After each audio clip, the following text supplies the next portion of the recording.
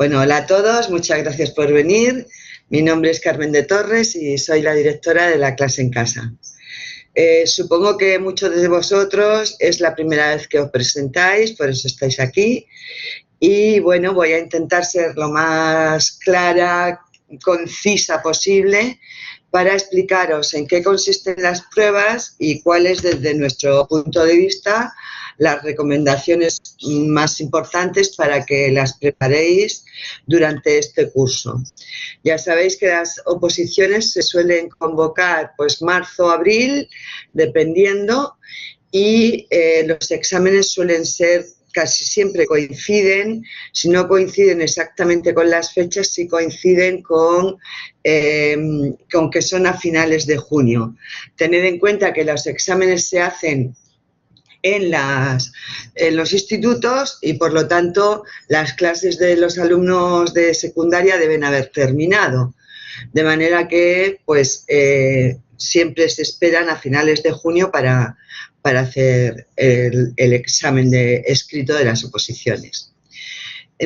Como os he dicho antes, si sois tan amables, mientras si estoy hablando y queréis resolver alguna duda, por favor me levantáis la mano en este muñequito y, si es posible, ponéis el micro, y si no, pues preguntáis por chat.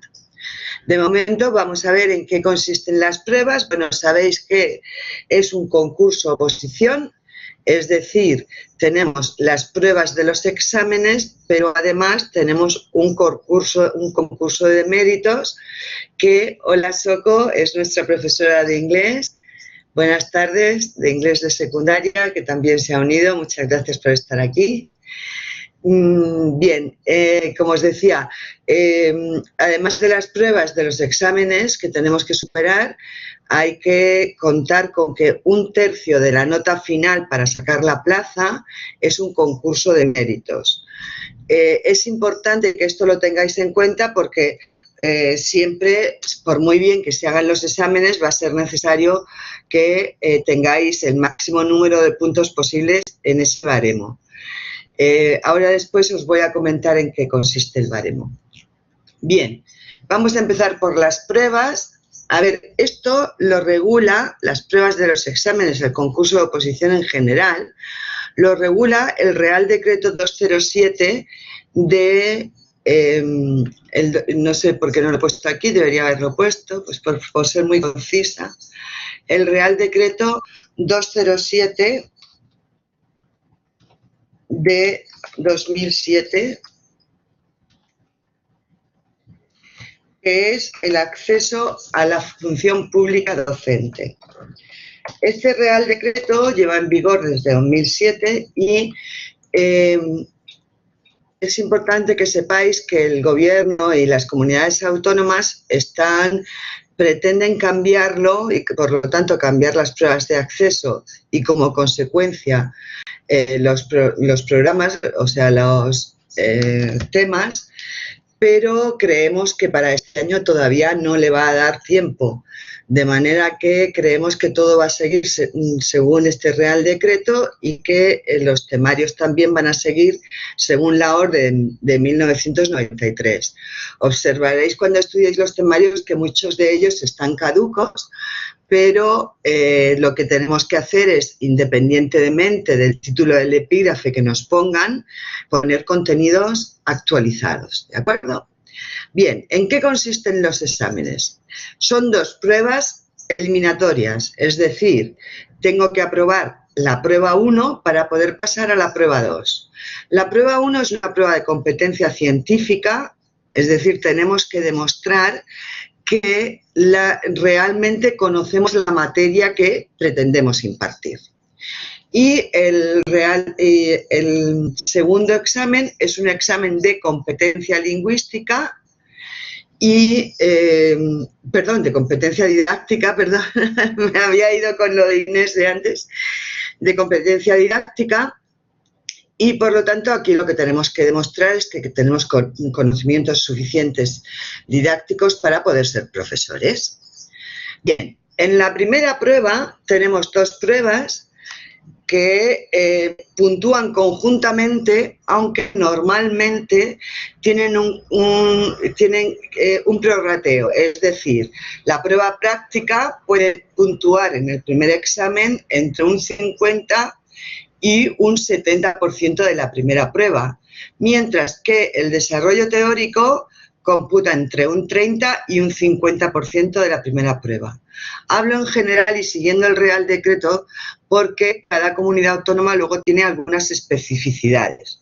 Pues, por ejemplo, en Madrid la prueba práctica vale un 70%, en Castilla-La Mancha un 60%, en Galicia un 60%, etcétera. En Andalucía, por ejemplo, es un 50%. Mientras que la prueba teórica, pues en Madrid vale un 30% y en otras comunidades puede ser un 40% o un 50%. ¿En qué consiste la prueba práctica? Aquí, ahora en la siguiente diapositiva vamos a verla con un poco más de concreción. En la prueba práctica nos van a preguntar ejercicios, puesta en práctica, implantación, etcétera, del temario. Es una prueba relacionada con el temario. Puede durar 2 horas, como mucho 2 horas y media. A veces dura hasta 4 o 5 horas. Por ejemplo, en asignaturas como dibujo técnico puede durar 4 o 5 horas. También en biología puede durar ese tiempo. Pero en general dura entre 2 y 2 horas y media. Esta prueba, ahora vamos a ver en qué consiste, tiene, por cada especialidad suelen poner un ejercicio y también por cada comunidad pueden poner distintos ejercicios porque, bueno, es el único apartado donde cada comunidad autónoma puede establecer el ejercicio práctico que quiera. No especifica nada el Real Decreto de Acceso y, por lo tanto, pues cada comunidad autónoma puede poner el ejercicio práctico que le parezca más adecuado. Pues en lengua y literatura, por ejemplo, son cuestiones a partir de un texto literario que puede ser poético, también puede ser un texto literario o ambas cosas, un texto literario poético, un texto de prosa, un texto no literario y, por supuesto, escrito en lengua castellana, y el tribunal, a partir de este texto, hace preguntas y preguntas que se refieren a los 3 niveles fundamentales de la lengua: semántica, morfosintáctica y fonológica. En la especialidad de inglés, en determinadas comunidades autónomas pueden poner algo similar a lo que acabamos de comentar de lengua castellana, pero en otras pueden poner un audio, como ocurre en Madrid y otras comunidades en los últimos tiempos. Tengo que deciros que la tendencia es a poner un listening, a poner un audio, entonces es importante que trabajéis esto también.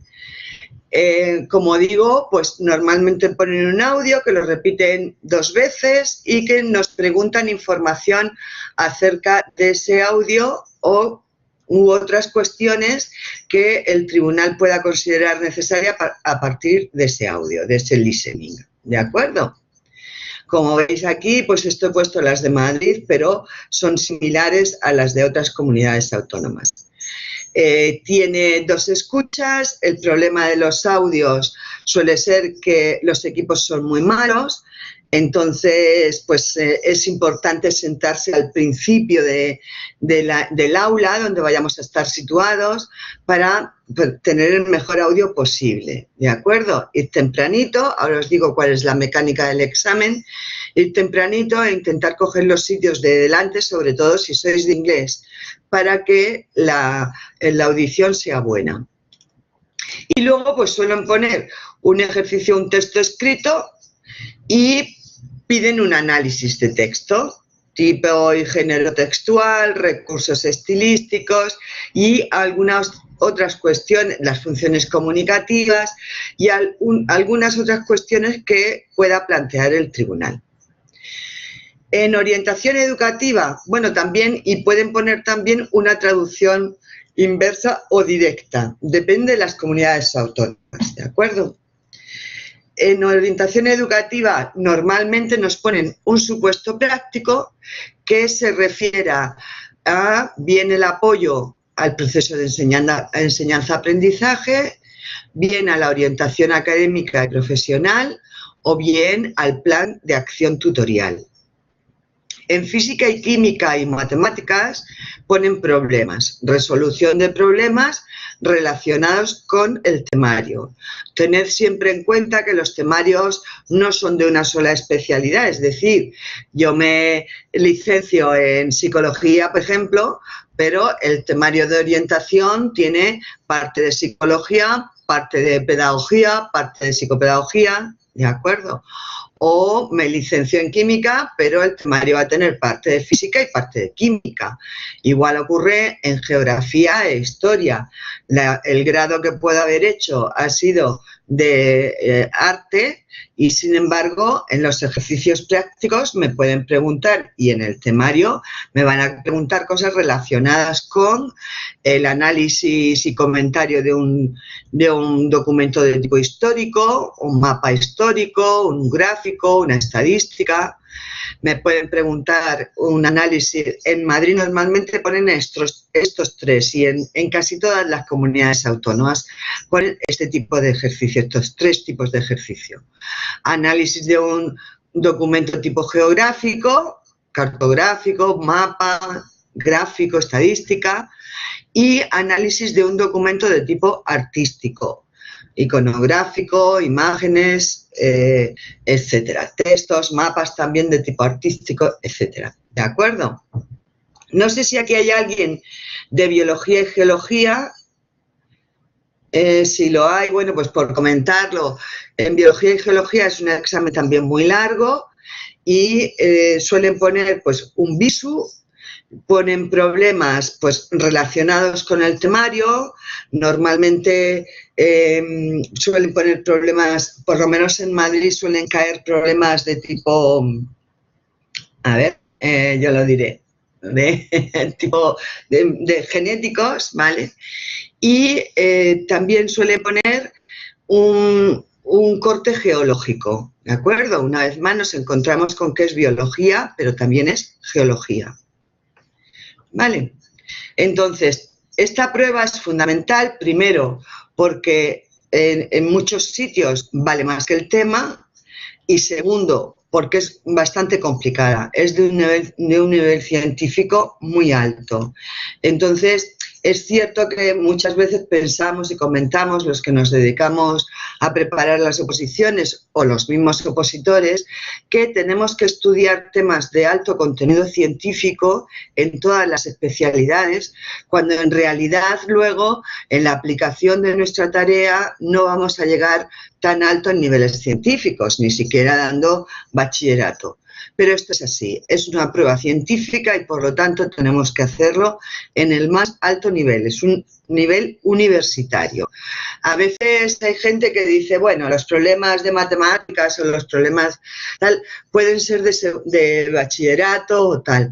Yo no me confiaría en eso. Yo sé que hay academias que se basan en el bachillerato para hacer los ejercicios. Creo que no, que el nivel es bastante más alto y que debéis acostumbraros a estudiar niveles mucho más altos, ¿de acuerdo? Bien, en cuanto a la prueba teórica, bueno, esta prueba se evalúa de 0 a 10. Evidentemente, tengo que tener un mínimo para que me hagan luego media o prorrateo con la prueba teórica y ese mínimo son 2,5 puntos en cada una de las partes. En unas comunidades autónomas y en otras son un mínimo de 3 puntos en la prueba de práctica para luego sumarlo al resultado multiplicado por 0,7 o por 0,3 perdón, por 0,5 o por 0,3. Efectivamente, nos dice... leer el chat es muy complicado, como os he dicho. Si fuera posible, nos lo decís verbalmente, ¿vale? Nos dice que efectivamente que la prueba es bastante más alta que segundo de bachillerato. Estoy de acuerdo, y aunque haya centros y textos que ponen ese nivel, yo creo que conviene estudiar niveles más altos, como he dicho. De acuerdo. Bueno, tenemos que aprobar con un mínimo de 2,5 puntos o 2 o 3, depende de la comunidad, para que luego hagan la suma con la parte teórica. ¿En qué consiste la parte teórica? La parte teórica consiste en la redacción de un tema, a elegir entre los 69, 70, 72 temas que tienen los temarios oficiales, para elegir uno entre 4 y desarrollarlo durante 2 horas. Estos ejercicios pueden ser también, dependiendo de la comunidad, hay que sacar un mínimo de 3 o de 2,5 para que se hagan la suma para aprobar la primera prueba. Estos ejercicios pueden ser leídos delante del tribunal. Por ejemplo, Castilla y La Mancha, creo recordar que lo sigue leyendo delante del tribunal, o puede que el opositor lo lea delante del tribunal o que el tribunal lo lea. Esto implica hacer exámenes distintos.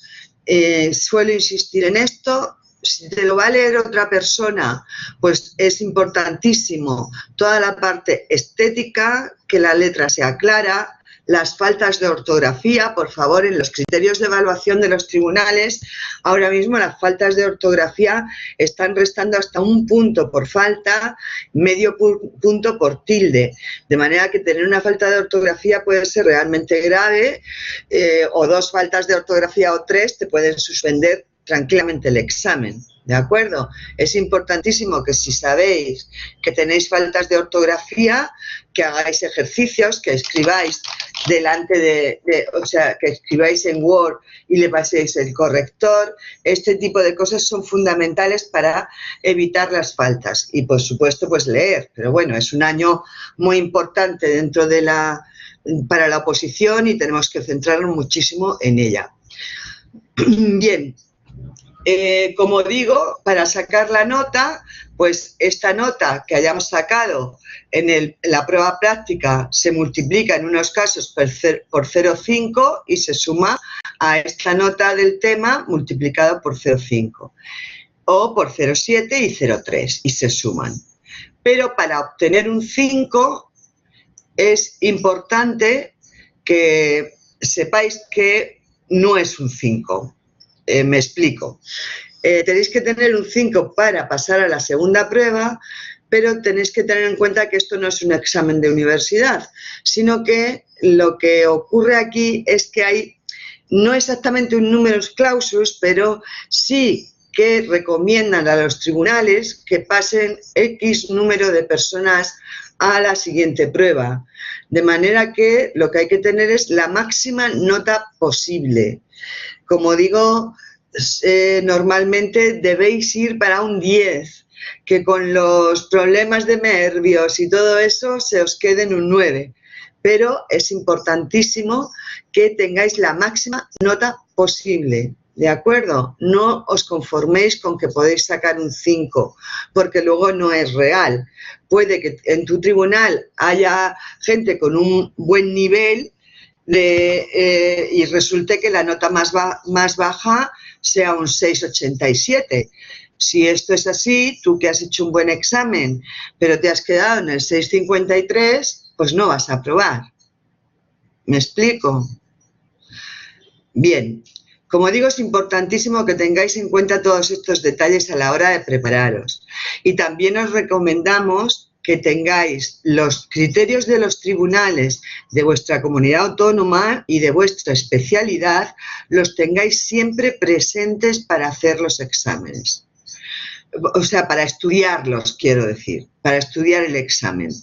Porque pues allí nos van a decir que siguen como criterio, por ejemplo, es exactamente lo que decía, que no tengan faltas de ortografía, que siguen como criterio la innovación, o que la originalidad, o la redacción correcta, o el uso correcto del lenguaje, de un lenguaje científico y adecuado, etcétera.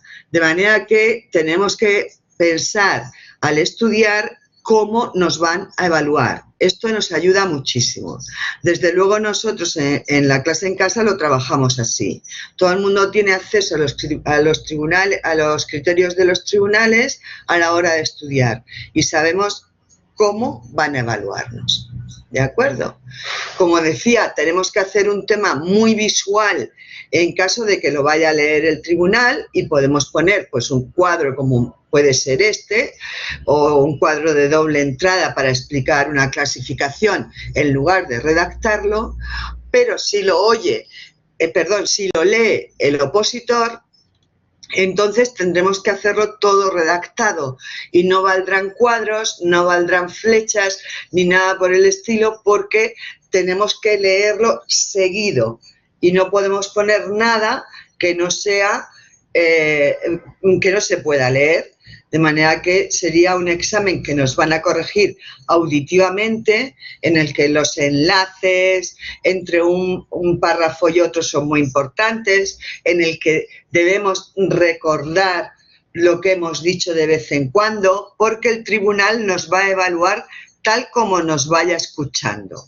Muchas veces, además, no podemos meter nada nuevo en la lectura porque muchas veces un miembro del tribunal se pone detrás para asegurarse de que estás leyendo lo que realmente pone. De manera que pensar a la hora de estudiar qué tipo de examen tengo, si lo tengo que, me lo van a evaluar visualmente, me lo van a evaluar auditivamente. La ventaja del auditivo es que las faltas de ortografía no se ven, pero la desventaja es que hacer el examen, la lectura del examen, supone un tercer examen. Al fin y al cabo, uno tiene que hacer una lectura en el que dé pues suficiente entonación, tranquilidad y le dé sentido con su lectura a lo que tenemos puesto. Una vez más, es un examen delante del tribunal que te pones nervioso y que tiene su dificultad.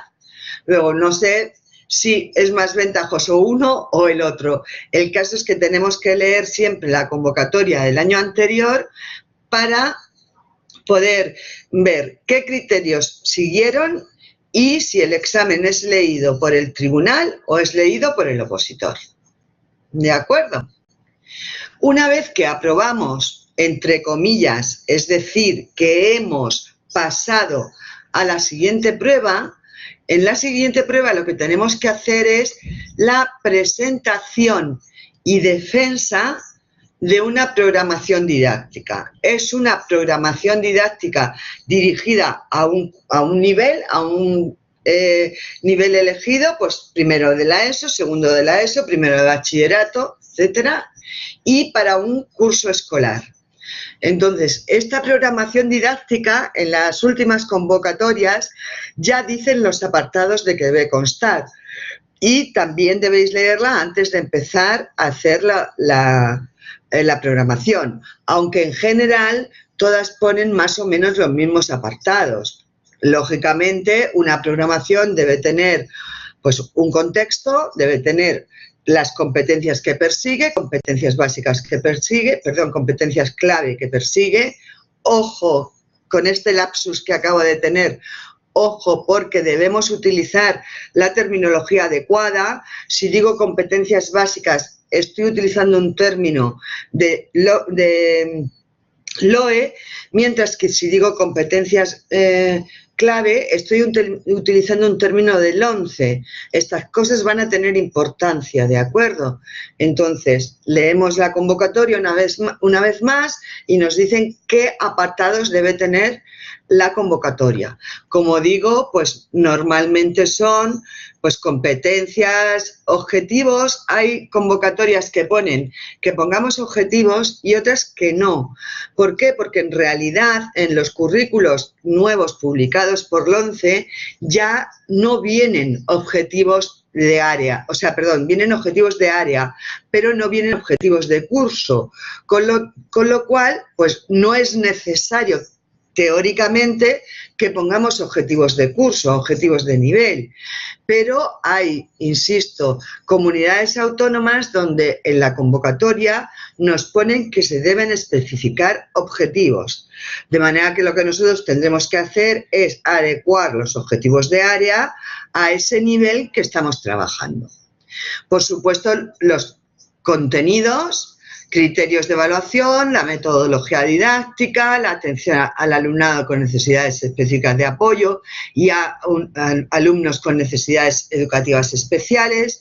Y bueno, pues normalmente vamos a poner también quizá algo de actividades extraescolares o de fomento de programas que en nuestra comunidad se estén trabajando en ese momento. Pues son muchas las comunidades, por ejemplo, que ahora están trabajando un plan de lectura o un plan de convivencia. Si vemos que en nuestra comunidad se está priorizando ese tipo de plan, pues nosotros debemos hacer mención en nuestra programación. Respecto también a la presentación de la programación, hay que tener muy claro que debemos respetar el formato que nos digan. Hay comunidades autónomas que te dicen, tiene que tener 70 DIN A4 por una cara, doble espacio, letra Times New Roman.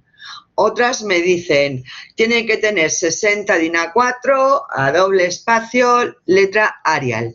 Bueno, si yo cambio el formato de la lengua, el formato de la letra, me lo van a echar para atrás. El formato, respetar el formato que dice la convocatoria es crucial. Si no se respeta el formato, nos pueden decir que no nos aceptan, y de hecho lo hacen, porque me he encontrado con muchos casos. Por ejemplo, gente que ha puesto, si te dicen a doble espacio, te dicen a doble espacio todo. Dices, bueno, voy a hacer un cuadro dentro de la programación y resulta que el doble espacio pues no me queda bonito, lo voy a hacer a espacio sencillo. Eso es motivo para que rechacen la programación y, por lo tanto, no puedas presentarte a este segundo examen. Tened en cuenta estos detalles que son fundamentales. O yo he puesto un tipo de letra que me gusta más que la Arial que me piden y me pueden echar, ¿de acuerdo? Bueno. Entonces, esta presentación se hace por escrito, como digo, siguiendo este formato, en el momento en el que el tribunal considere oportuno y, evidentemente, siempre después de haber hecho la prueba 1, después de haber aprobado la prueba 1. Andalucía tuvo unos años que la pedía antes de haber aprobado, pero ya no. Como es lógico, ya no lo hace, porque si son pruebas eliminatorias, nadie tiene por qué presentar una programación si no ha aprobado el primero. Esto no quita para que trabajéis la programación desde el principio, porque luego entre una prueba y otra no hay tiempo suficiente en general para poder hacer una programación. Y por supuesto, lo primero que miran de la programación, además del formato, es que sea original. Si ellos conocen esa programación, la han oído antes o han visto o ven que evidentemente está copiada porque tiene fallos de copia y pega, esa programación va a estar suspensa inmediatamente. Entonces, una vez que tenemos presentada, en realidad todo esto hay que tenerlo muy en cuenta, hay que presentar esa programación de esos 60-70 folios, dependiendo, pero lo que más nos va a evaluar el tribunal es la defensa de esta misma programación. Lógicamente, cuando uno ha hecho una programación y se la ha trabajado, la defensa es bastante fácil hacerla y se nota cuando lo defiende que efectivamente la ha elaborado esa persona. Cuando se copia y haces una defensa sin saber exactamente de qué va esa programación, se nota muchísimo y de verdad que es que no cuela ni una. De manera que os animo a que desde el principio hagáis vuestra propia programación. Otra cosa es que cojáis un modelo, que por supuesto sigáis las pautas que vuestro preparador os diga, pero siempre una programación Importante, una programación original. Esta programación se defiende, como digo, delante del tribunal. Y, importante, diría yo, lo que tenemos que hacer aquí es justificar por qué esta programación y no otra. Es decir, ¿por qué he elaborado la programación así? ¿Por qué me baso en este contexto? ¿Por qué priorizo estos objetivos o estas competencias clave? ¿Cuáles son mis criterios de evaluación? Etcétera. Y un apartado fundamental en la defensa de la programación siempre es la secuenciación de los contenidos. ¿Por qué empiezo por aquí, sigo por aquí y termino por aquí al explicar a los alumnos mi asignatura, mi área? Justificar esto bien es importantísimo en la defensa de la programación, ¿de acuerdo? También, últimamente, pues es necesario que dentro de la metodología pues pongáis algo que tenga que ver con las tecnologías de la información y la comunicación, que se vea una metodología pues moderna, que trabaje en grupos de cooperación, que tenga, pues eso, que inserte trabajos en una wiki o que tenga relación, que se trabaje, por ejemplo, en Moodle, en fin, que tenga relación con las nuevas tecnologías y que sea una programación suficientemente actual. ¿De acuerdo? Durante la defensa de la programación, que depende de las comunidades, una vez más, puede durar entre 20 y 30 minutos, se puede llevar un guión. Un guión que solo te va a permitir poner estos puntos que vas a tratar, simplemente para que no se te olvide ninguno de ellos. Pero no te va a permitir que pongas nada más, ni los objetivos que vas a trabajar, ni nada. Simplemente voy a hablar del contexto, voy a hablar de las competencias que quiero trabajar, voy a hablar de. No os dejan ninguna otra cosa. Ese folio que lleváis como guión, primero lo mira el tribunal y si lleváis alguna pista más, además de lo que os estoy diciendo, normalmente no os lo van a dejar entrar. ¿De acuerdo? Esta presentación va seguida de la exposición de una unidad didáctica. Nosotros esa programación que hemos hecho, en esa secuencia de contenidos, la hemos dividido entre 9 y 15 unidades didácticas que nos pide la convocatoria. En Canarias pide 9, que es la única que pide 9.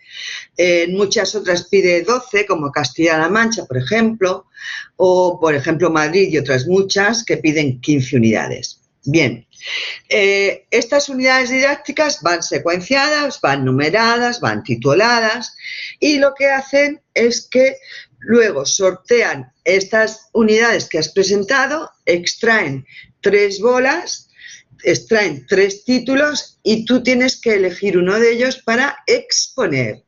Y fijaos, si hemos dicho defender en la programación, aquí lo que decimos es exponer. La programación no tenemos que contarla porque la tienen delante, tenemos que defenderla, justificarla.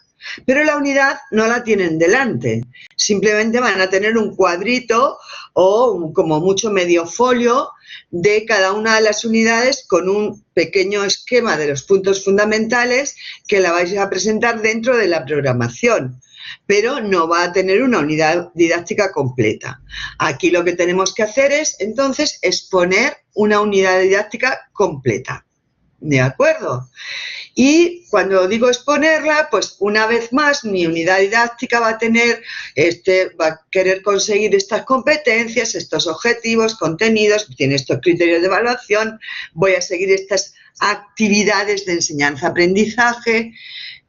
¿Por qué lo digo así? Porque igual que antes os decía que en la defensa de la programación es muy importante que justifiquéis bien la secuenciación de los contenidos, aquí os digo que es muy importante que desmenucéis detalladamente las actividades de enseñanza-aprendizaje.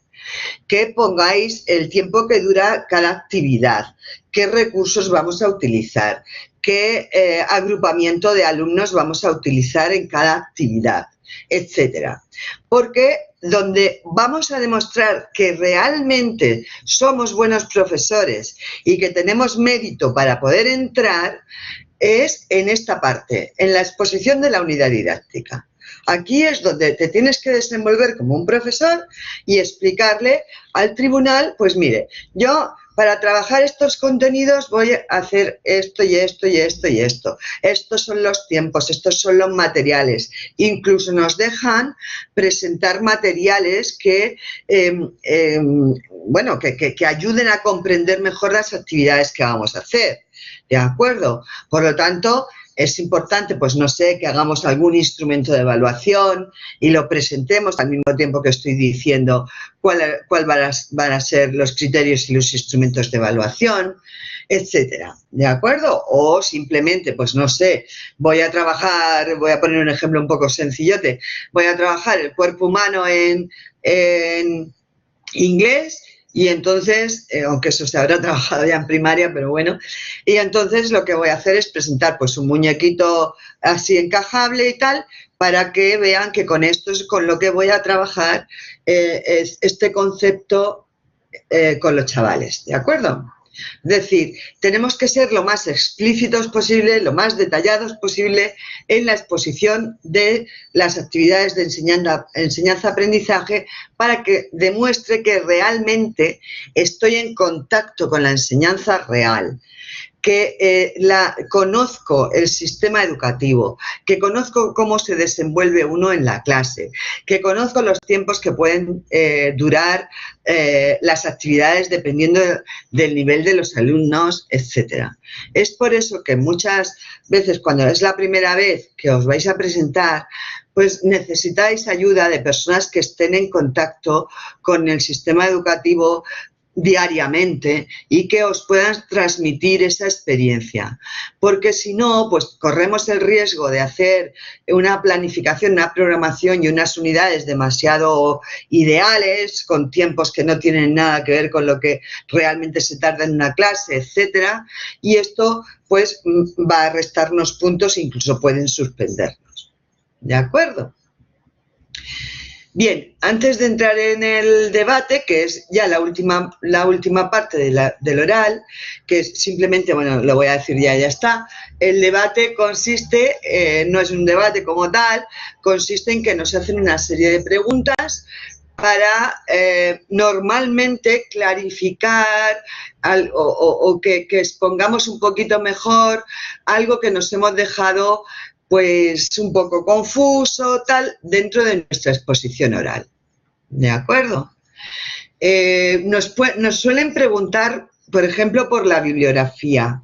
Ojo con la bibliografía, no seáis demasiado espléndidos, o sea, no pongáis una bibliografía así de larga y toda en inglés, etcétera, porque normalmente los tribunales saben que os vais a preparar en una academia o con un preparador y tal, y que vais a manejar una bibliografía corta. Entonces, si ponemos una bibliografía demasiado larga, demasiado actualizada o todo en inglés o tal, pueden sospechar que no la habéis trabajado y preguntaros por ella y meteros en un problema. ¿Vale? ¿Cómo es la mecánica del examen? Bueno, nos citan allí un primer día a todos los que pertenecemos a un tribunal. Los tribunales normalmente se organizan por apellidos y menos en Andalucía, que se suelen organizar por fecha de entrega de la solicitud. Si vais a coincidir con gente que pueda estar en el mismo sitio en el mismo tribunal que vosotros, en un grupo, intentad estar con algunas personas que el apellido, si vais a cooperar, que el apellido sea distinto al vuestro, para no caer en el mismo tribunal. Por cierto, un tribunal está formado por 5 personas, normalmente son personas de la especialidad, son profesores funcionarios de la especialidad. Y, como digo, son 5, uno de ellos es presidente del tribunal, el otro es secretario y los demás son 3 vocales. es posible que el presidente del tribunal sea también un inspector, con lo cual, ojo, porque va a prestar mucha atención a la parte de normativa y legislación que pongáis. Bien, pues nos han citado ya en el tribunal número 17, en tal sitio a tal hora. Tenemos que ir todos los que pertenecemos a ese tribunal a la misma hora, suponeos a las 8:30 de la mañana. Cuando llegamos allí nos tenemos que identificar, nos sientan en un aula y lo que hacen es hacer con una lotería física, una lotería de estas de juguete, meten las 68, 69, 70, 72 bolas que tiene el temario, las meten, hacen el sorteo y extraen 2 bolas, que son los 2 temas a elegir que tenéis que redactar. Perdón, lo normal es que hagan la prueba práctica primero y el desarrollo del tema después. Como hemos comentado, en la prueba práctica puede que solo haya ejercicios obligatorios o que haya ejercicios alternativos. Hago este en lugar de este, ¿de acuerdo? Vosotros preparados para que sean obligatorios y luego podéis elegir muchísimo mejor. Y por favor, trabajad todo tipo de ejercicios posible. No trabajéis solo lo que pusieron en la comunidad el año anterior, porque de verdad hay años que os sorprenden. De pronto nunca han puesto un listening y ponen un listening. De pronto nunca han puesto un ejercicio de aplicación en el aula y por ejemplo, en matemáticas, que siempre ponen ejercicios pura y dura de matemáticas y un día pues nos pueden sorprender con una aplicación práctica. ¿De acuerdo? Que bueno, que esto lo estamos estudiando mientras hacemos las unidades didácticas. Pero, entonces, bueno, acabamos la prueba práctica, normalmente nos dan unos minutos de descanso y hacemos la prueba teórica casi siempre en el mismo día. En determinadas pruebas prácticas, como he dicho antes, que duran mucho, como puede ser biología o dibujo técnico, normalmente se hace en un día, o bien se hace por la mañana el práctico y por la tarde el teórico, o bien se hace un día una cosa y otro día otra. En las demás suelen ser las dos, el mismo día y seguidas. Como la mayoría duran 2 horas cada cosa, pues nos citan a las 8:30 de la mañana, empezamos a las 9, a las 11 salimos del práctico, unos minutos de descanso y tal, y volvemos y hacemos el tema y a mediodía hemos terminado el examen.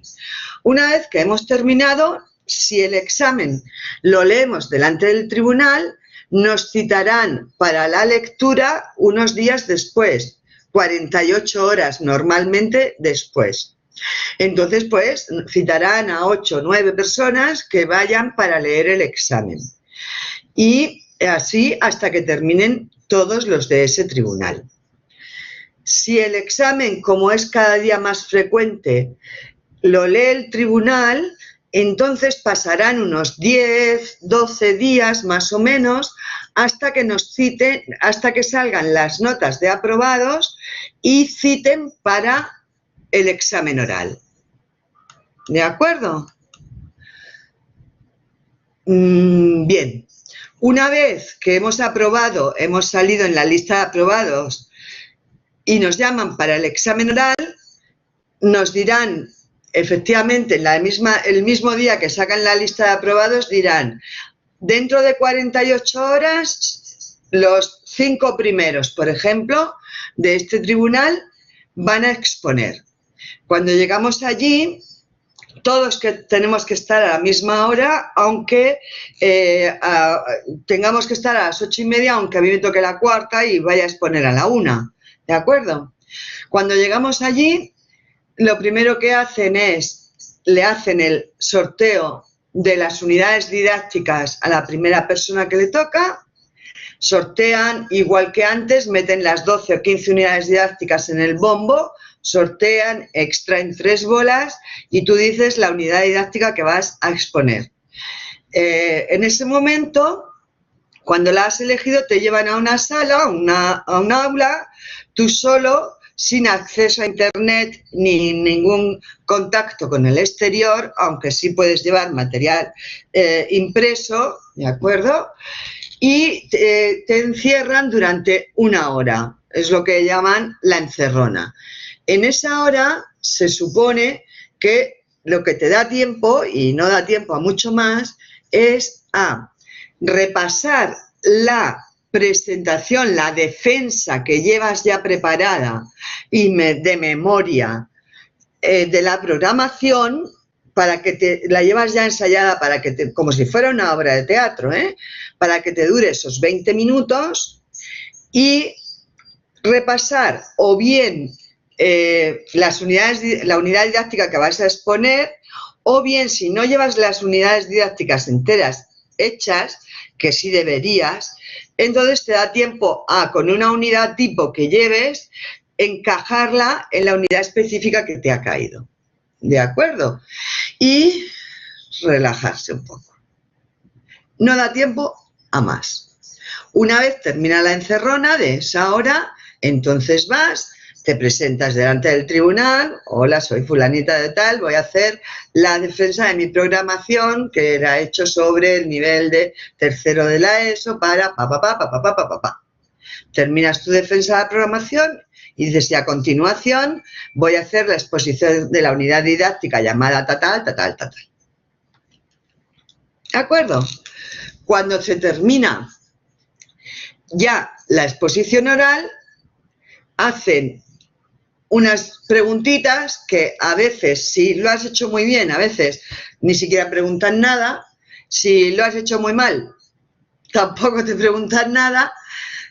O si te hacen preguntas, tú respondes lo más conveniente posible y te marchas. Y ya se esperan unos días a que salgan las notas definitivas de la parte de la oposición. Una vez que salen los aprobados de la oposición, entonces se aplica el tercio del baremo de méritos. ¿De acuerdo? Bueno, respecto al baremo de méritos, no he puesto diapositiva, la verdad que se me ha colado, pero os digo, el baremo de méritos tiene 3 puntos importantes. El primero es la experiencia docente, que se pueden tener hasta 7 puntos. El segundo, normalmente es 1 año por curso en la pública, medio año en la privada o concertada. Si estamos en el mismo nivel, en secundaria. ¿De acuerdo? En el segundo apartado es la formación académica. Aquí podéis puntuar la nota media del expediente académico, que si es más de un 6 y hasta 7,5 vale 1 punto, si es de 7,51 a 10, 1,5 puntos. Hablo en general porque alguna comunidad autónoma, me parece que es Andalucía, hace de 7,51 a 9 y luego de 9 a 10.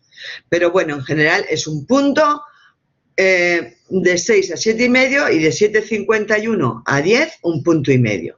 También en este apartado de la formación académica podéis poner, si tenéis hecho algún máster, que no sea el máster obligatorio, es decir, el máster que es el requisito, el máster docente, el máster de secundaria, como queremos llamarlo, pero este no cuenta porque es un requisito. Entonces van a contar otro tipo de másteres oficiales, ¿de acuerdo? Oficiales. Los másters de título propio de las universidades no cuentan. El máster puede puntuar 1 punto también. En formación académica, pues si tenéis una licenciatura, además de la que es requisito, tenéis un grado, además del que es requisito, tenéis una FP de grado superior, también os van a puntuar. Cada título universitario se puntúa también por 1 punto y la FP de grado superior se puntúa con 0,2 puntos. ¿De acuerdo? Bien, ¿qué más podemos tener en académico? Pues nada, otras titulaciones en general. ¿De acuerdo? Luego en el apartado 3 tenemos que nos puntúan, bueno, en la titulación académica también muchas comunidades autónomas ponen el título de B2 de Escuela Oficial de Idiomas, que se puntúan con un 0,5. Luego en el apartado 3 de otros méritos es donde están los llamados cursos de formación permanente o mal llamados cursos homologados que podéis obtener hasta 2 puntos. Un curso de 100 horas o más puntúa 0,5 y un curso de 30 horas o más puntúa 0,2. Si tenéis un curso de 20 horas, podréis sumarlo a otro curso de 20 horas para que os cuente como uno de 30. Y también en el apartado de otros méritos se puntúan los títulos de idiomas, títulos reconocidos por el Marco Europeo Común de Referencia. Cambridge, por ejemplo, en inglés, IELTS, Trinity College, APTIS, etc. Títulos que sean reconocidos por el Marco Común Europeo de Referencia. Y aquí pues pueden daros hasta un punto por un C1, un Advanced, un avanzado. ¿De acuerdo? Ya no hay más manera de sacar puntos. Lo que sí es importante en el baremo de méritos, adelante Daniel, por favor, es que consigáis el máximo de puntos posibles. Vale, adelante Daniel, dinos. Por chat, muy bien, dime.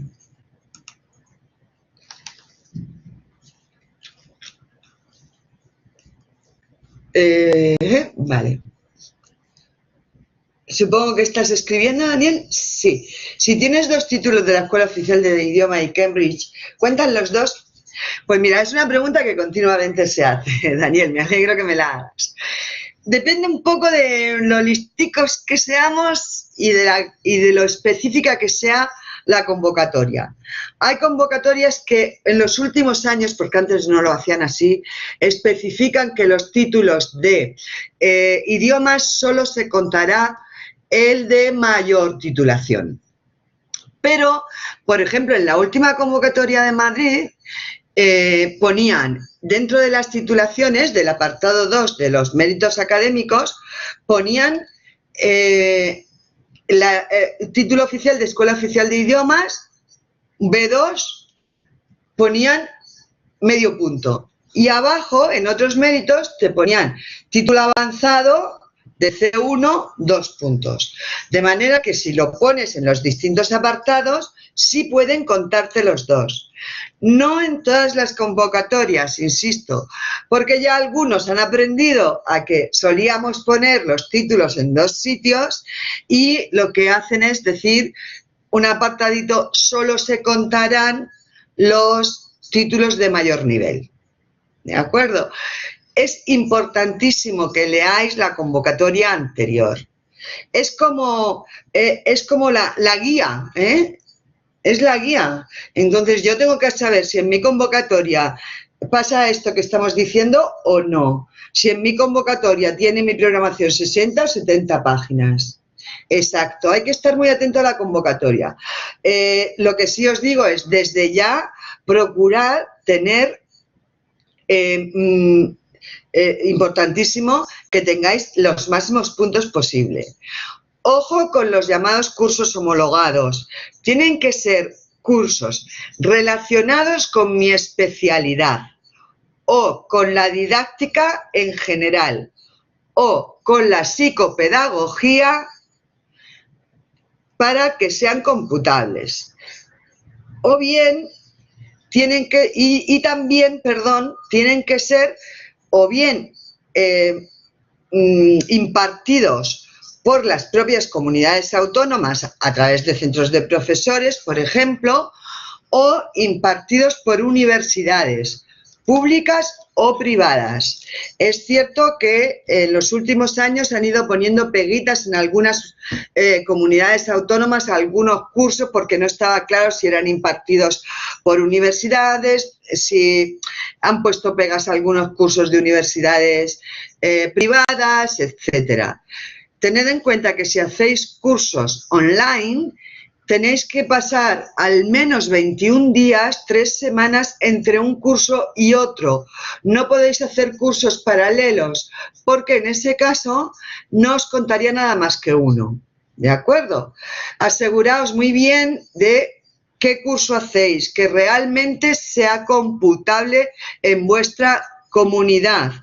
Normalmente, si hacéis un curso, lo venda quien lo venda, de una universidad pública que está firmado por el vicerrector, no hay ningún problema. De una universidad privada que está firmado por el vicerrector, no hay ningún problema. De los propios centros de profesores, no hay ningún problema. Pero los demás, tened cuidado, ¿de acuerdo?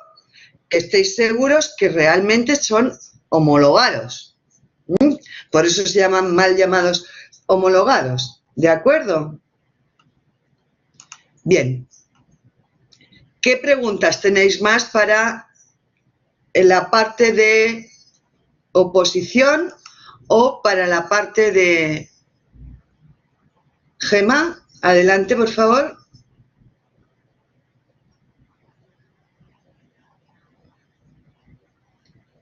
¿Tienes micro?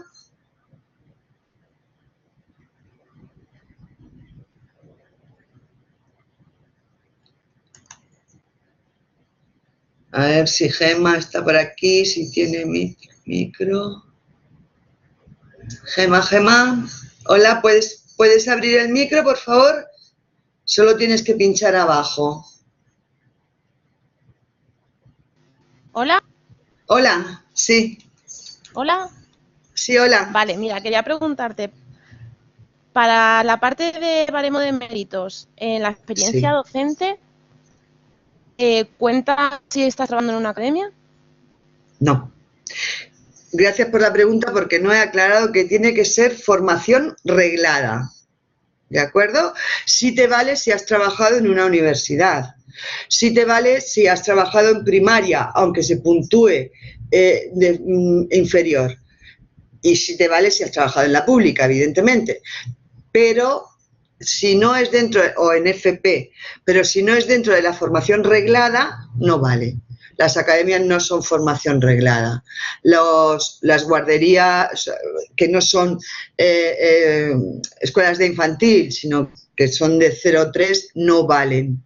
¿De acuerdo? Las actividades extraescolares no cuentan. Javier, de AFOE. De nada, Gemma. AFOE, es que no sé lo que es AFOE. ¿Puedes decírnoslo con...?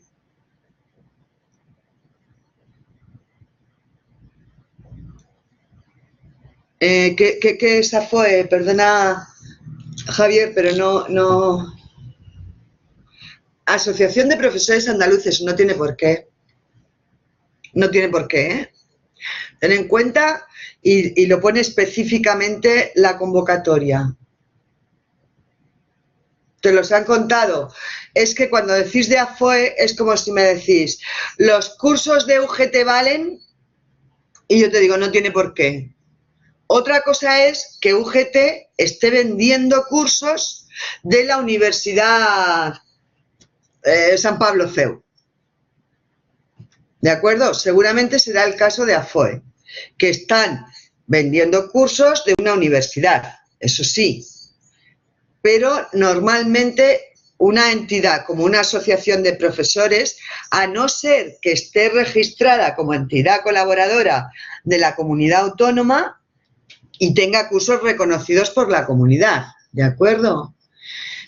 Para esto debéis leer, voy a ver si tengo alguna convocatoria por aquí, inmediatamente os lo digo. Para esto debéis leer específicamente qué pone en cada convocatoria. Claro, otra cosa, efectivamente, Teresa tiene razón. Si están vendiendo cursos que sí son válidos, solo que en vez de venderlo otra institución, pues lo vende una asociación de profesores, pues claro que sí es válido. Pero no tiene por qué. Voy a coger cualquier convocatoria de la primera que se me ocurra, voy a cogerlo y os digo exactamente qué es lo que suelen poner. A ver, convocatorias, un momentito.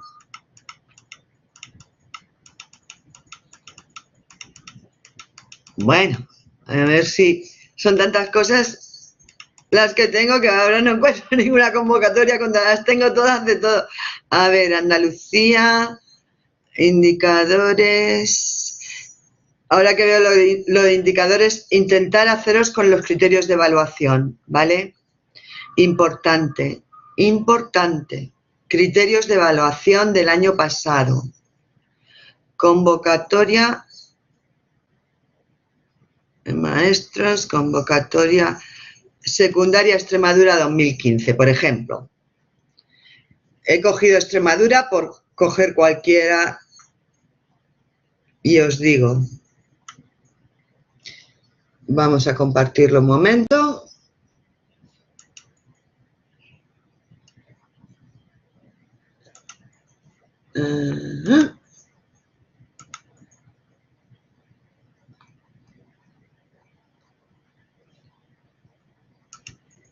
Ay, perdón, que lo estoy haciendo mal.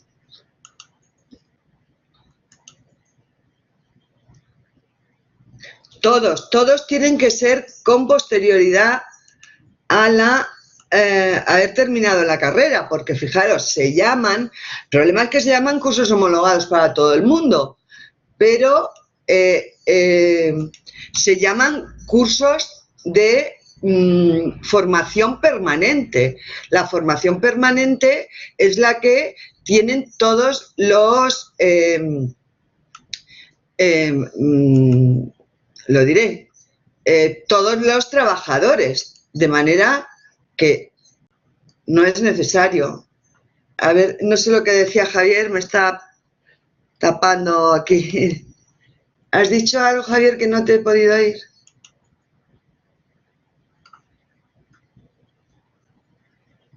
Ah, vale, de acuerdo, gracias. Bueno, ahora mismo no puedo compartiros la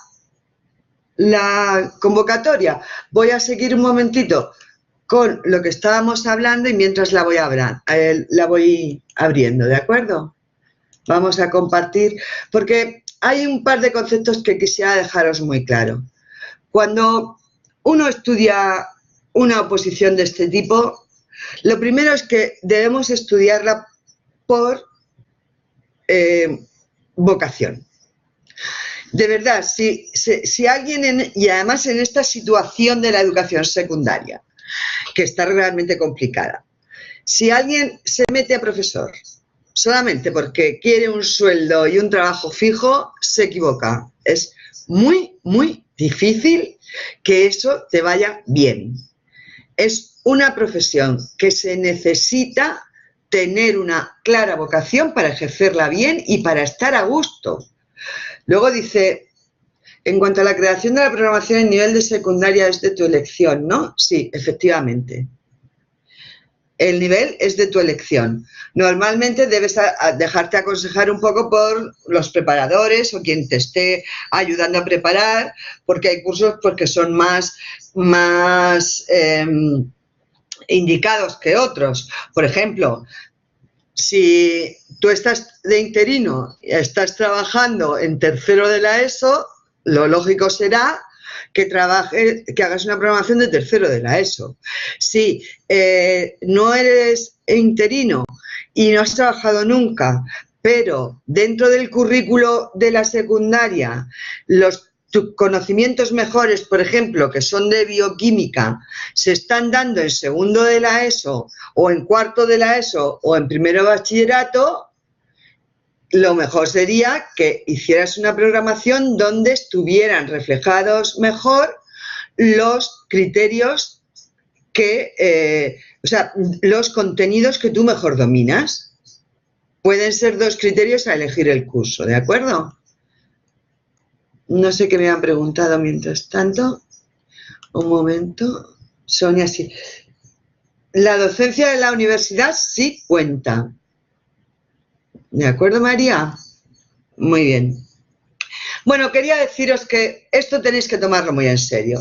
Estáis a punto de empezar a trabajar y tenéis que, o a estudiar, mejor dicho, y tenéis que tener en cuenta que es fundamental que tengáis una motivación muy clara, que cerréis los oídos y los ojos a otra cosa, todo lo que sea posible. Si estáis trabajando, pues bueno, no hay más remedio que trabajar, pero intentad dejaros 3-4 horas para el estudio.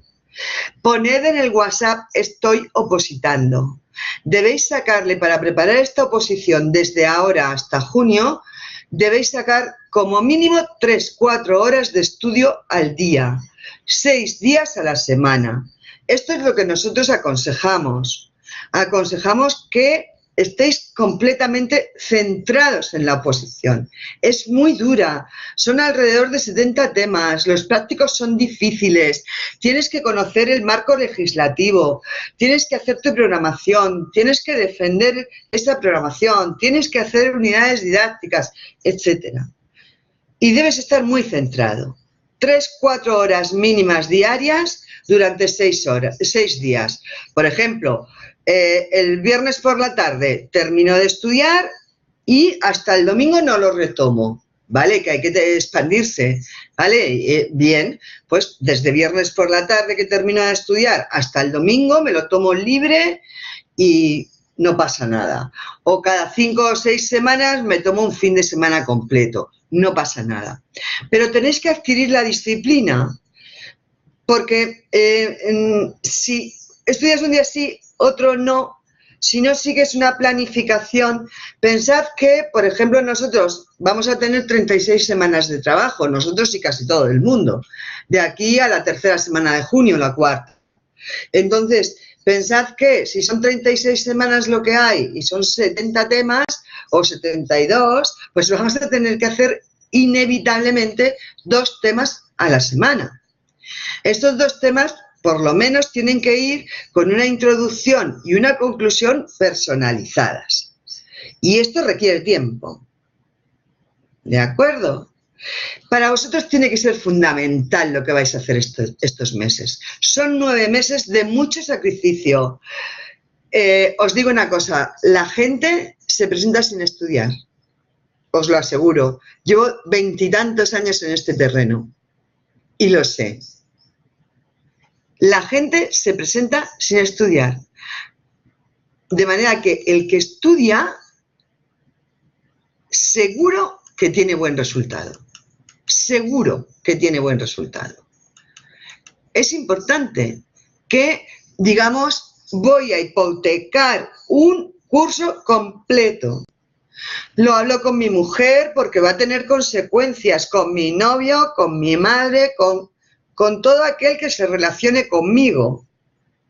Y le digo, he tomado la decisión de opositar y esto significa que voy a faltar de vosotros tiempo. Y que el sábado por la mañana no puedo ir a la compra.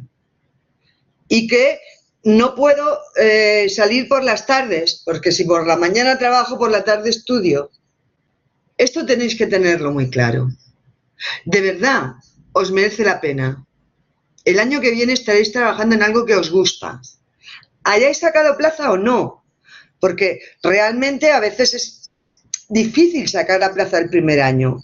Pero sí que es posible y muy posible, incluso con 1 o 2 puntos de baremo, entrar para trabajar el siguiente curso, todo un curso. Pero claro, tengo que tener muy buenas notas. Tengo que ir a por el 10. Y tengo que estudiar con esa motivación de quiero mi plaza, quiero mi trabajo, pero también estoy estudiando, estoy aprendiendo, estoy construyendo pensamiento. Y tengo que estudiar de tal forma que sea capaz de relacionar la teoría con la práctica y con la programación. Si yo estoy estudiando, yo qué sé, pues no sé, electricidad, un tema de electricidad, en física, pues voy a hacer ejercicios que tengan relación con la electricidad y voy a ver qué actividades, qué recursos, qué unidad didáctica podría desarrollar a partir de todo esto que estoy trabajando. Tenéis que intentar no solo estudiar, sino aprender. Porque no basta con sacar un examen como lo hacíamos en la universidad. Me la empollo en 3 días o el último día lo suelto y punto. Aquí no, porque todo está empapado de todo lo que hemos trabajado. Y se va a notar perfectamente si vais a ser un buen profesor o profesora de vuestra especialidad o no lo vais a ser. ¿De acuerdo? En las editoriales, como decía Carolina aquí en el chat, es verdad que en las editoriales, y fijaos qué tristeza, dice las editoriales, porque realmente quien programa en los centros son las editoriales, aunque las programaciones debería hacerla el departamento de la especialidad correspondiente, y es obligación del jefe de departamento de esa especialidad presentar a 30 de octubre una programación para ese instituto. Entonces, es verdad que son muchas unidades didácticas las que nos piden comparadas con las que se suelen trabajar en el aula y con las que suelen venir en los libros de texto. Pero lo que tenemos que saber es que si la convocatoria nos pide 15 unidades, aunque se suelen trabajar 9, tengo que presentar 15. ¿De acuerdo? Pues lo que hago es dividir unos contenidos que estaban todos metidos en una unidad en 2. ¿De acuerdo, Carolina? No hay que sacarse temas de la manga, como pone aquí Carolina. Lo que hay que hacer es conocer muy bien el currículo. Si yo voy a trabajar sobre cuarto de la ESO, lo primero que voy a hacer cuando estoy estudiando incluso la parte teórica es ver en cuarto de la ESO qué contenidos tengo relacionados con este tema. Es cierto que no todos los temas del temario se relacionan con el currículo, porque como hemos dicho antes, el nivel del temario es muy superior al del currículo de los chavales. Pero sí tenemos que saber relacionar eso, porque cuando yo hago un tema, me gusta poner como conclusión, pues este tema se trabaja en el currículo de tercero y Eso queda precioso, o sea, que tú dejes visto al tribunal que conoces dónde se aplica en la práctica la teoría. Es muy bonito y es donde realmente estás demostrando que sabes lo que estás haciendo. Por eso no vale empollarse temas, soltarlos y punto. Hay que trabajarlos con pensamiento, aprendiendo. Entonces no me saco nada de la manga, Carolina, de nada, por supuesto. En física y química, efectivamente, tú no te vas a encontrar más de 9 unidades didácticas. Pero hay que hacer 12, si lo piden así en tu convocatoria. ¿Qué hago? Estudiar el currículo del curso que voy a trabajar y decir, estos contenidos los voy a dividir así. Por eso os decía antes que era tan importante que en la defensa de la programación demostréis que tenéis muy claro por qué he hecho esta secuencia de contenidos. Ellos saben si tú has cogido un libro de texto y te has copiado la secuencia de contenidos del libro de texto, lo saben, porque ellos están acostumbrados a eso, a ver el libro de texto, los tribunales. De manera que tú no vas a plantear exactamente la misma secuencia. Voy a empezar por aquí porque me parece más importante, pues no sé, empezar por la historia contemporánea y luego ir a la historia antigua, que empezar por la historia antigua y luego ir a la contemporánea. ¿Por qué?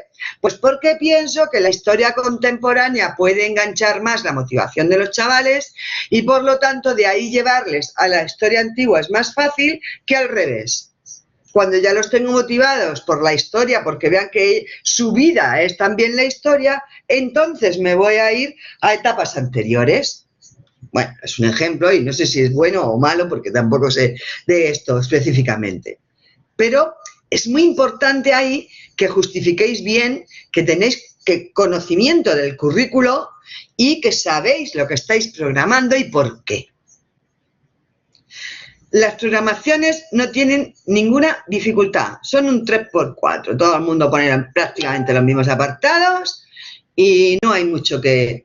Ahora bien, hay programaciones preciosas, pues porque llevan un hilo conductor desde el principio hasta el final, un hilo conductor en todas las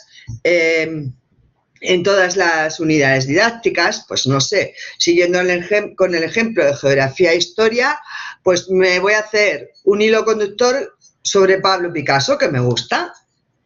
Entonces mis 15 unidades didácticas van a ir sobre Pablo Picasso, porque si hablo de geografía humana, pues voy a decir, Pablo Picasso vivió en este sitio, en este, esto de población, la pirámide de población, no sé qué, no sé cuántos.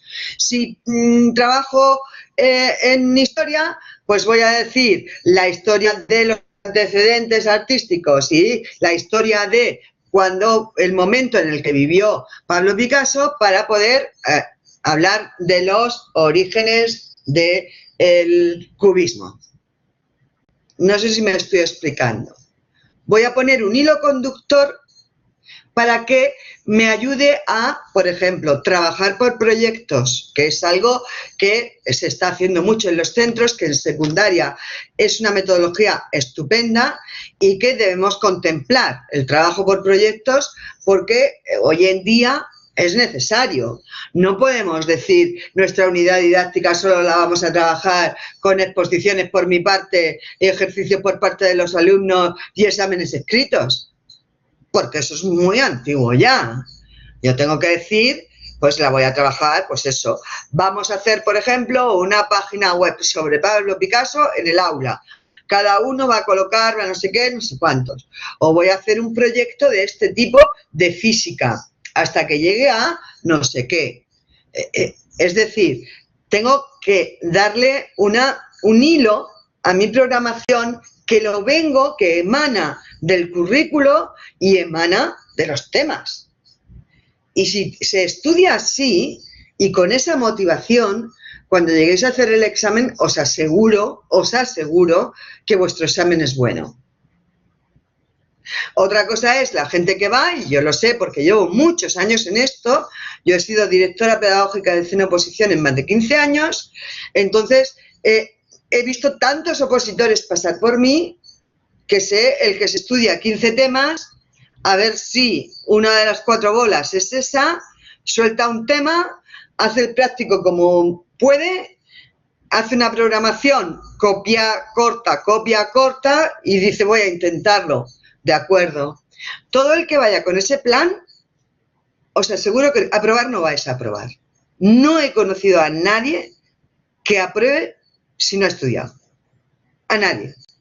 Sin embargo, sí he conocido a personas con un solo punto de baremo sacando la plaza. Claro, estudiando.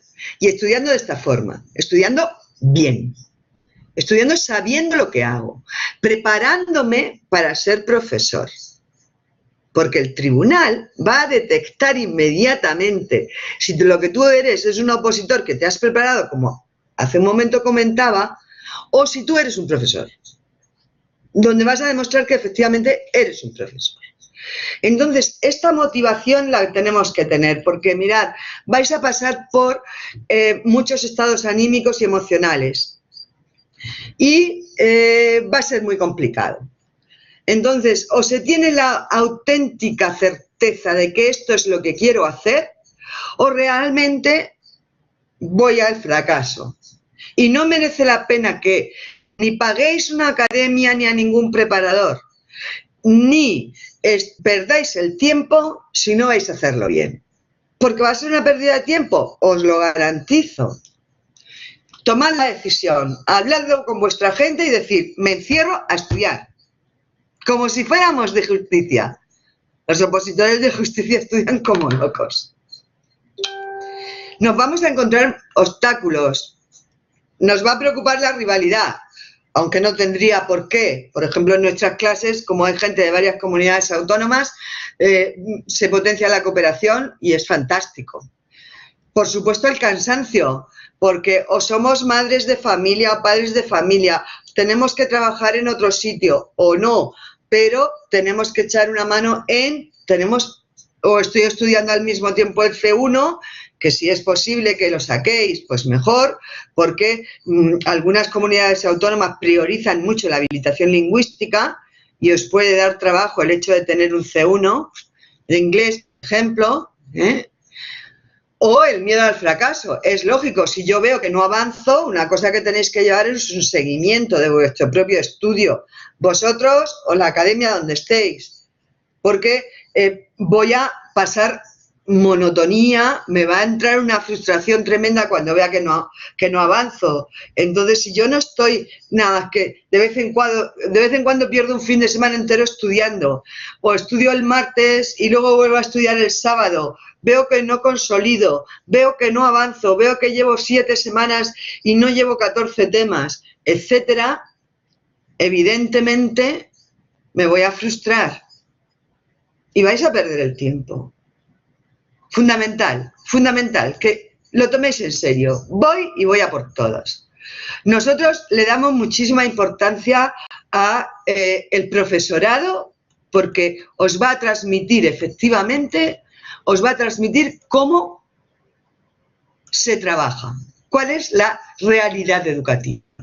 Trabajamos con esta misma plataforma que, como veis, si ahora mismo quito esto, podemos ver las caras y hablar tranquilamente. Nuestras clases quedan grabadas, los contenidos ya os he dicho la importancia que tienen, y si os es posible, cooperar, porque si vosotros hacéis pequeños grupos de trabajo en el que vais preparando la programación en grupos de 3, 4 personas, pues 4 personas aportan más que una. Eso es así, es científicamente comprobado que el trabajo cooperativo da mejores resultados que el individualista.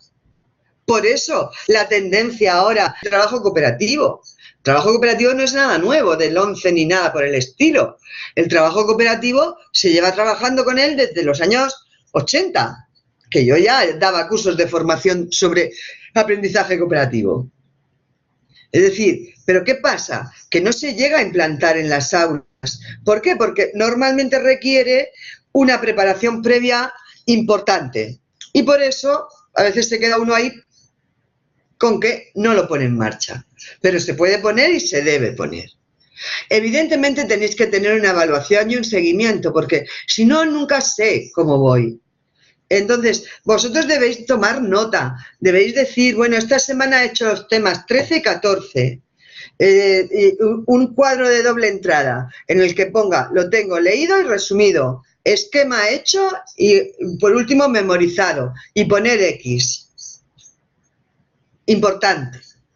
Tener un temario, unos prácticos y una programación de partida, pero solo de partida. Porque vosotros debéis personalizar el tema. Introducción y conclusión por lo menos. Ensayar los prácticos, diferentes tipos de prácticos, por favor, diferentes, que un día te pillan. Por ejemplo, este año nosotros trabajábamos el listening en maestros de inglés. Trabajamos el listening como trabajábamos los prácticos de aplicación didáctica, como trabajábamos otro tipo de... En Euskadi nunca había caído un listening. Nuestras alumnas podían hacerlo, porque hasta ahora la gente se habrá preparado solo con lo que cayó el año anterior y resulta que les ha caído un listening. Tenéis que ensayar distintos tipos de práctico, ¿de acuerdo? Es muy importante que tengáis acceso a la normativa estatal y a la de vuestra comunidad autónoma o vuestras. ¿Por qué digo eso? Porque muchos de vosotros estáis pensando que si no sale el suficiente número de plazas, o no sé si presentarme aquí o aquí.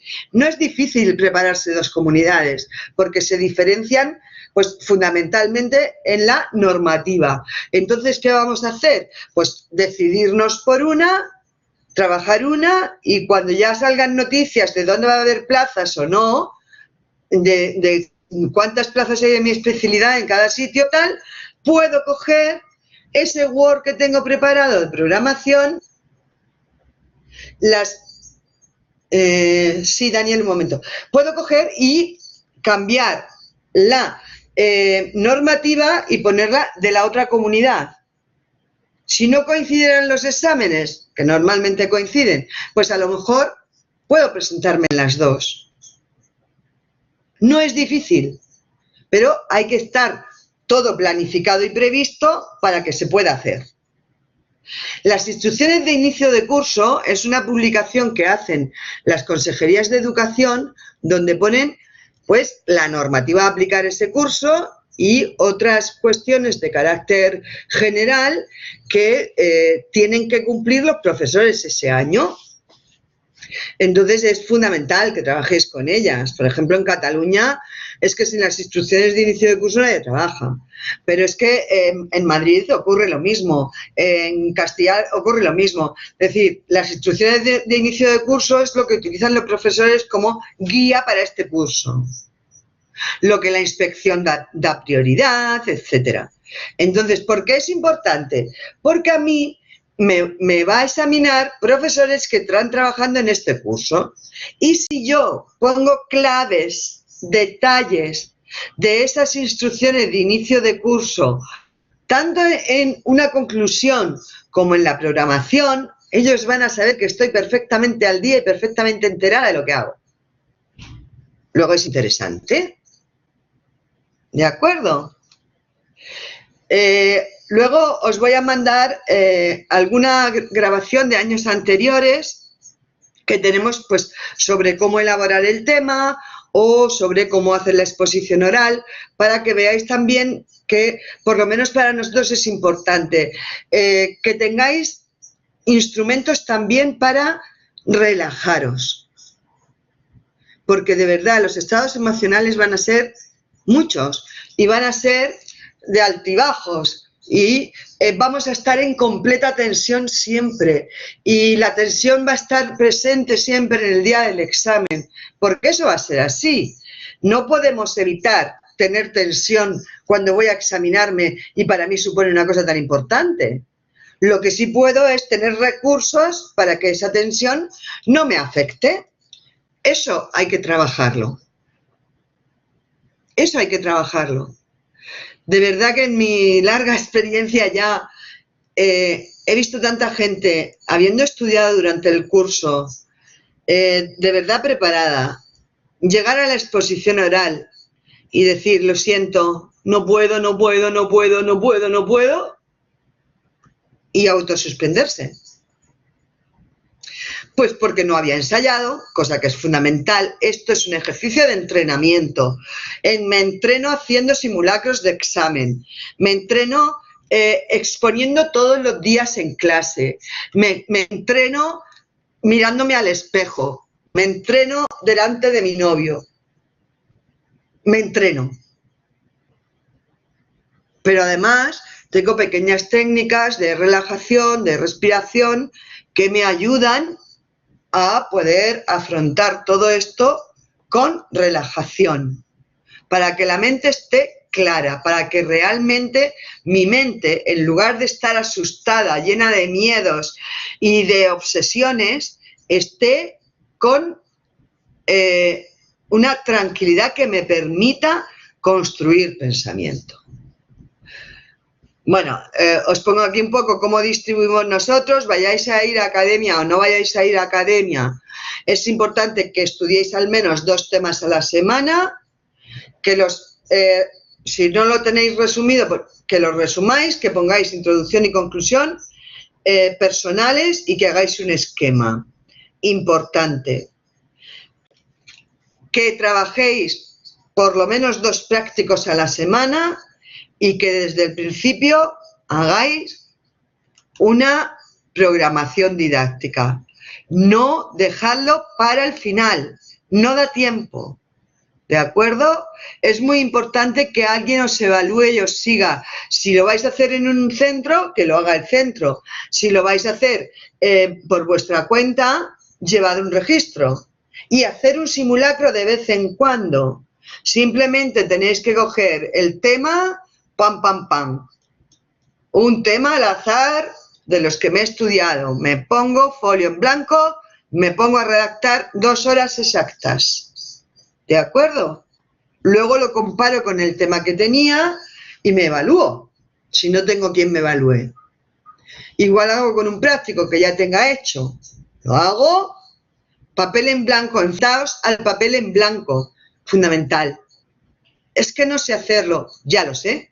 Al principio no sabes, te tienes que enfrentar, corregir, enfrentar, corregir. Entreno, entreno, entreno. ¿De acuerdo? Y hay que hacer las cosas con corazón. Como os he dicho antes, en la emocionalidad, fijaos si está de moda ahora mismo el aprendizaje por emociones o la emocionalidad en el aula. La emocionalidad ayuda a que logremos nuestro éxito. Ayuda. Porque resulta que si no lo sentimos, si no sabemos que nos estamos jugando mucho, no vamos a saber. Entonces, ¿qué me importa? No puedo pensar solo opositar, opositar, opositar. No, es que quiero ser profesor y eso me lleva. Es que quiero un trabajo seguro y eso me lleva. Es que quiero un estatus y un sueldo respetable en esta sociedad, aunque debería ser mayor el estatus y el sueldo de los profesores. Y eso me lleva. ¿De acuerdo? Entonces tenemos que sentir que me estoy metiendo en algo muy importante, sentir cada día que no pueda salir que lo hago por algo importante, sentir que cuando llegue el año que viene voy a estar donde quiero, para motivarme. Uno se motiva a partir de la evaluación y los resultados que va obteniendo y a partir de las emociones también.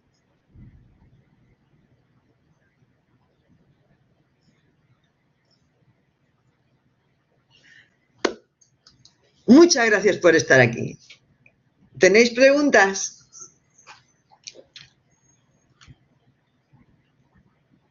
Voy a dejar de compartir para que podamos vernos. ¿Todo claro, Teresa? ¡Qué bien, qué maravilla! ¿Nadie tiene preguntas? Muchas gracias, Daniel.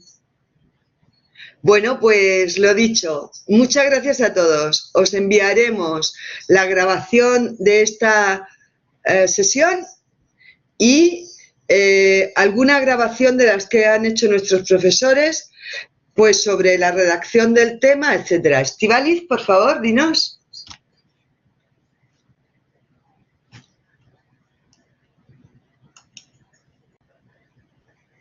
Muchas gracias, Javier, a ti. A ver qué nos dice. Muchas gracias a todos. Estíbaliz. Sí, claro que intentaré resolvértela, cariño, dime. ¿No se escucha el micro? Solo tienes que darle en la parte de abajo. Pinchar aquí.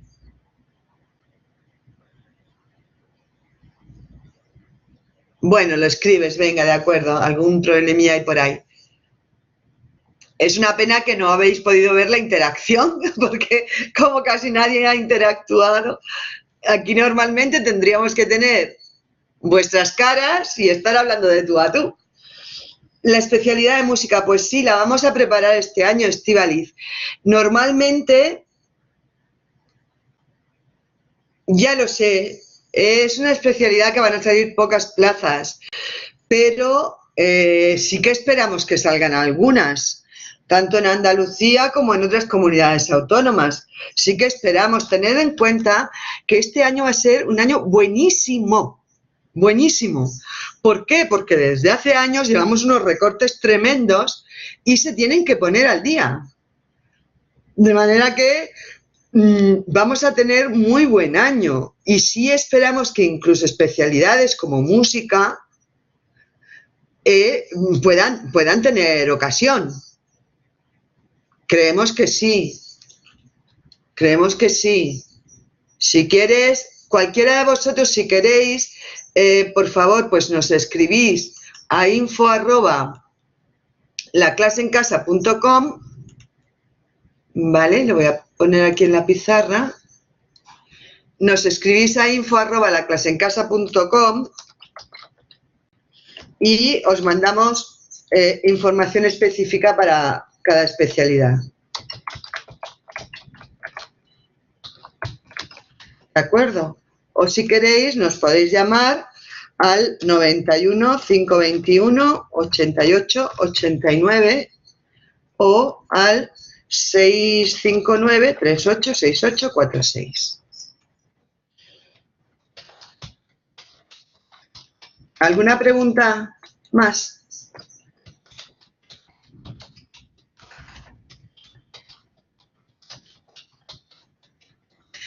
Pues nada, aquí lo dejamos. Muchas gracias a todos, que tengáis mucha suerte. Voy a ver si hay algo en el chat, que parece que sí. Ordenar y organizar los estudios. Por supuesto, nosotros lo primero que hacemos es daros una planificación de estudios, Javier, donde, como te digo, tenemos X tiempo de trabajo, tienes que llevar esto, tienes que hacer esto, tienes que hacer esto y tienes que hacer esto. Es importantísimo que tengas eso. ¿De acuerdo? De acuerdo, muy bien, Javier. Nos escribes por correo electrónico y te mandamos la información específica y una grabación por parte del profesor de cómo va a ser la planificación. ¿De acuerdo?